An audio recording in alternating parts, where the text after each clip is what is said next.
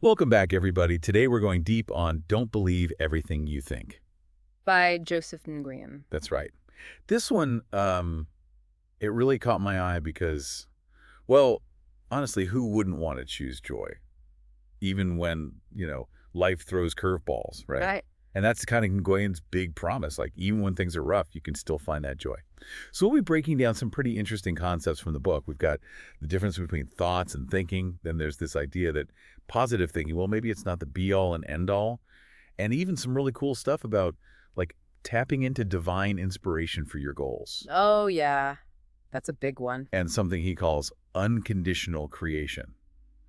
Before we jump in, though, I think it's important to highlight that, Nguyen doesn't sugarcoat things. No, not at all. He starts off by acknowledging that, look, pain is a part of life. It's unavoidable. But he makes this really interesting distinction. It's not the pain itself that's the problem. It's our reaction to it. That's where the suffering comes in.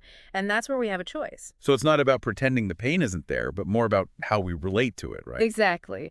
He uses this analogy. You know that Buddhist thing about the two arrows? Oh, yeah, I've heard of that. So the first arrow, that's the pain itself, the heartbreak, the loss, the disappointment, whatever it is. But then there's the second arrow, and that's our reaction to the pain, the stories we tell ourselves about it, the why me or it's not fair, that kind of thing. Oh, I've definitely been hit by that second arrow a few times. And what Nguyen is saying is there's a way to, I don't know, like dodge that second arrow altogether. That's the idea. It's a bold claim for sure. He says we can actually stop suffering at its source. And the foundation of his whole argument is that our thinking shapes our reality. Okay, so how does that work? He uses this example. Imagine two people sitting in the same coffee shop. One person is like totally freaking out, stressed about everything. The other person is completely content, just enjoying their coffee. So same coffee shop, two completely different realities. It's like, how everyone has such strong opinions about, let's say, a politician or a celebrity. It's not the person themselves, it's what we think about them that triggers our reaction. Exactly. And that's Nguyen's point. He says our feelings come from our thoughts about events, not the events themselves. Okay, so if I'm getting this right, is he saying that thinking itself is the root of all suffering? That's a pretty big statement. Yeah, it is. But he's not saying that the pain isn't real. It's the layer we add on top of the pain that creates the suffering. The judgments, the resistance, the stories we tell ourselves. He has this thought experiment in the book, like, imagine you have a job that you absolutely hate. Oh, I think we've all been there. Right. But here's the thing. You might be dreading going to work even when you're at home, miles away from your actual job. So it's not the job itself that's causing the suffering in that moment. It's the thought of the job. Wow. Okay, that makes a lot of sense. So then is the solution to just stop thinking altogether? Well, that's where things get interesting. He acknowledges that it's impossible to completely shut off our thinking, and probably not even a good idea. But he makes this really important distinction between thoughts and thinking. Okay, break that down for me. Imagine thoughts as these neutral events, like raw ingredients, and then thinking is like, adding all the spices and cooking them up. Sometimes those spices, well, they can end up kind of burning the dish. So thoughts are just there. And it's what we do with them, the thinking part, Yeah, that determines if they lead to, like, joy or suffering.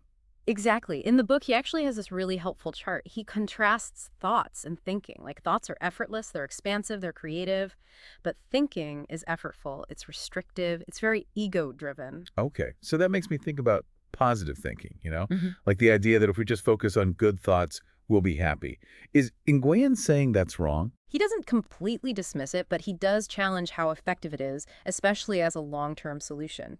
He says that, like, forcing ourselves to think positive thoughts can sometimes actually backfire. It creates this resistance, like this inner conflict. He actually has this really interesting exercise in the book.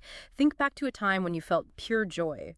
Were there any specific thoughts present in that moment? When I think about my happiest times, it's more of a feeling, like an energy. Thoughts might pop up later, but the feeling comes first. And that's exactly what he points to. It suggests that joy isn't dependent on our thoughts. In fact, he says, our natural state is already one of joy and peace and love. It's the thinking that kind of pulls us away from that. So we're born joyful, but then we learn to think our way out of it. Yeah, kind of. But here's the good news. If thinking is the problem, maybe understanding how it works can be the solution, right? Okay, I'm following you. So that's where he introduces those three principles: the universal mind, consciousness, and thought. Right. So to keep it super simple, universal mind is the force behind everything, the source of all that is. Consciousness is like our awareness, it's how we experience the world. And then thought is what lets us perceive and interact with the world and create our own individual realities. Okay.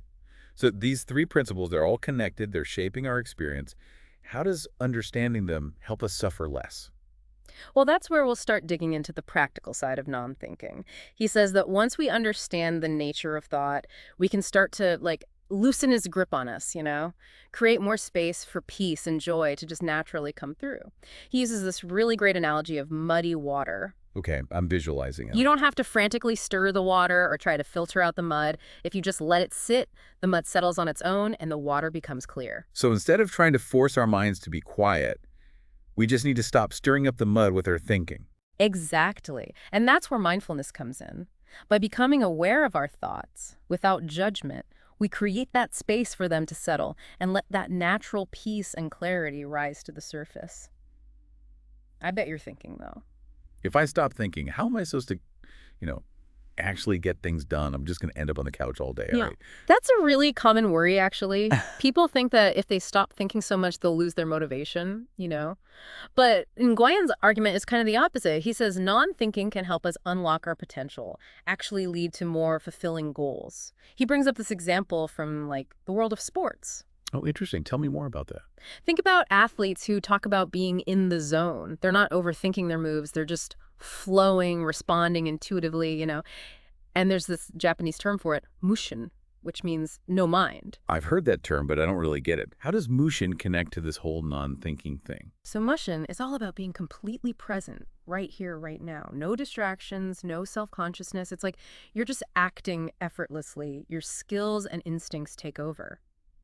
And it's interesting because when we're in flow, whether it's music or writing or even just having a deep conversation, we're often not really thinking in the usual way. Yeah, that's true. When I'm really into writing, I lose track of time completely. Words just flow. It's almost like I'm not the one writing them? Exactly. And here's the thing, those flow states, that's often when we do our best work. It's not that our minds are blank, it's that we're not stuck in that loop of over-analyzing and doubting ourselves. So if non-thinking helps us perform better, does that mean we should just ditch all our goals? It still feels kind of backwards. Nguyen talks about this. He says there are two kinds of goals, the ones that come from inspiration and the ones that come from desperation. He thinks a lot of the suffering we feel around goals comes from chasing the wrong kind. Okay, so how do we know if a goal is like inspired or desperate? What's the difference? Think about a goal that feels heavy, like a burden. It might be driven by fear, like fear of failing or not being good enough, or even fear of missing out. Those are what Nguyen calls desperation goals. Yeah, I've definitely chased those kinds of goals before, doing things I thought I should do, not things that actually lit me up. It always felt like a struggle, even when I achieved them. That's what desperation goals do. They come from this feeling of scarcity, like you need to achieve something to be whole. But even when you get there, you still feel that lack. You're always striving, never satisfied. So what does an inspiration goal feel like then? How do we know if we're on the right track? Inspiration goals, they feel exciting, expansive. They're connected to your passions, what you really care about, and they often kind of just show up, almost like a gift. It's not about striving, it's more like expressing something that's already inside you. Like you're in alignment with yourself, doing something that feels both meaningful and enjoyable. That's it. And Nguyen says those inspiration goals, they're more likely to come through when we're not blocking them with all that thinking. Remember those aha moments we were talking about? That's where inspiration usually hits. I get it. When our minds are quiet, we're more open to those insights, those sparks of creativity. There's this powerful question in the book to help you tap into that. If I had infinite money, had already traveled the world, had no fear, and didn't receive any recognition for what I do, what would I do or create? Wow, that's a big one. It really makes you think about what truly matters when you strip away all the expectations. Exactly. You remove those limitations and anxieties, and suddenly all these possibilities open up. It can be scary to let go of control, though, to just trust that the right things will happen. But I guess that's part of the journey, embracing the unknown. Definitely. It's about having faith in something bigger than ourselves. And Nguyen talks about this idea of unconditional creation. It's really interesting. Okay, what's that about? He tells the story about asking his girlfriend why she loves him, and she's just like, I don't know, I just do. And it kind of bothered him at first because he had all these reasons why he loved her. I remember that story. Her love was just there, no conditions. Right. And it made him realize that real love, it just is. It doesn't need a reason. And he connects this to creation, the act of creating.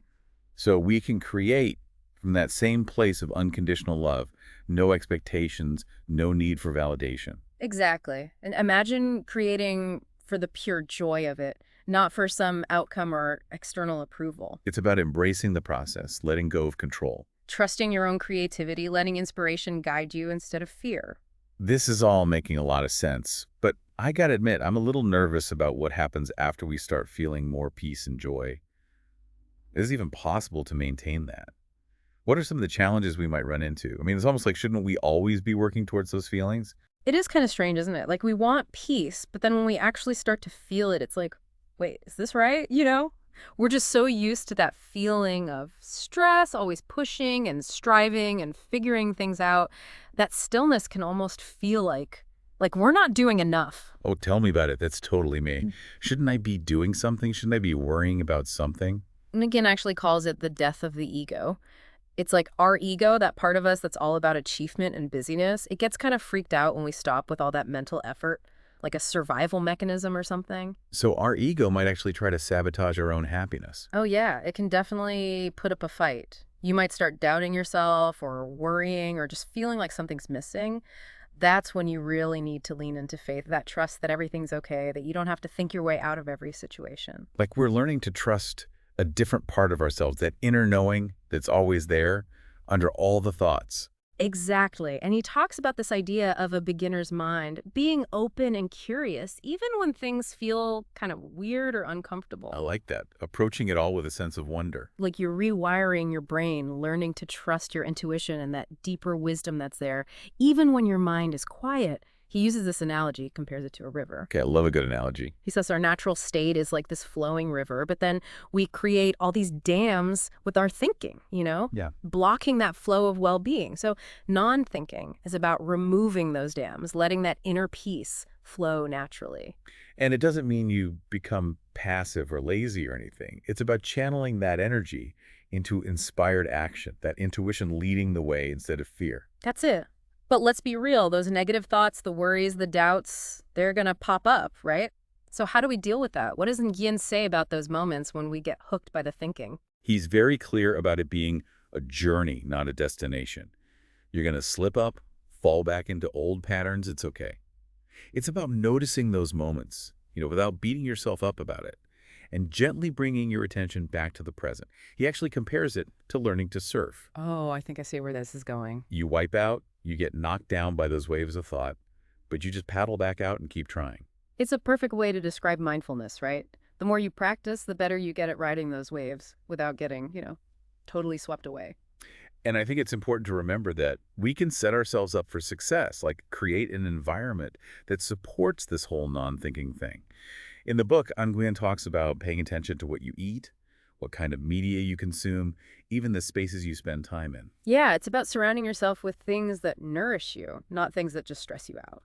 And he's big on having a morning routine, what he calls an activation ritual, something that sets you up for a peaceful, productive day. Starting the day with intention, connecting to that inner peace before things get crazy. Like you're prepping the canvas before you start painting. And it doesn't have to be complicated. Even a few minutes of meditation or journaling or just sitting quietly can make a huge difference. Well, I feel like we've really covered a lot of ground here. Nguyen's ideas are definitely thought-provoking, to say the least. For sure.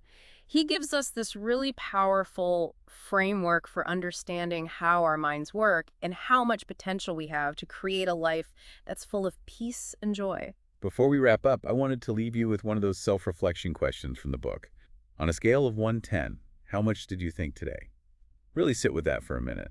It's such a good way to become aware of your mental habits. Are you caught up in the whirlwind, or are you creating space for peace? I think ultimately Nguyen reminds us that we have a choice in how we experience our lives.